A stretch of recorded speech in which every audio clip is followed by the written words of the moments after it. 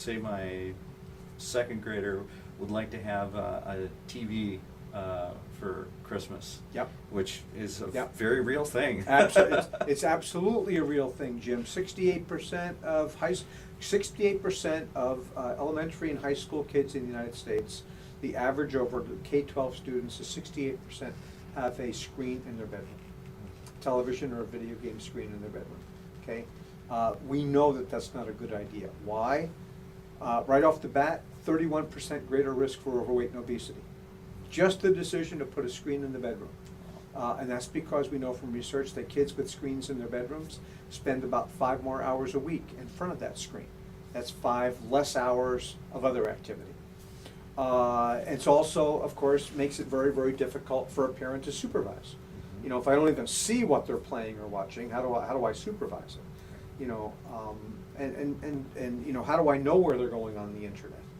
And so keeping screens in a public area of the house is something that I think is a really good idea, because then we can do our parent job of supervising. That's what the parent's job is. Mm-hmm. You know, it does not make any sense to me, knowing what I know about kids and knowing what I know about the responsibilities of a parent, it does not make sense to me to just say to a kid, well, yeah, here, free access to the internet, just, you know, just be careful. Mm. You know, there's the internet, I'm a great fan of the internet. I use it every day in my work. But for all the treasures that are on the internet, and there are many treasures, there's also a lot of trash.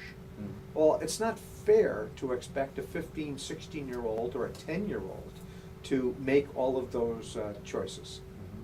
How much difference has the screen-centric or media-saturated, I don't know which term to use. Those are good terms, I like those. Yeah. Screen-centric, I like that. The screen-centric society, how much impact do you suppose that has had on the talk about the declining scores in academics and that type of thing? No question. I don't think there's any question. We know from research that as screen time goes up, academic performance goes down. Now, that doesn't mean that kids shouldn't watch any television. The relationship between media and school performance is an interesting one, mm-hmm. because it's not a straight line. In other words, some media, and that's why we say 2 hours a day, because that's where the relationship really changes.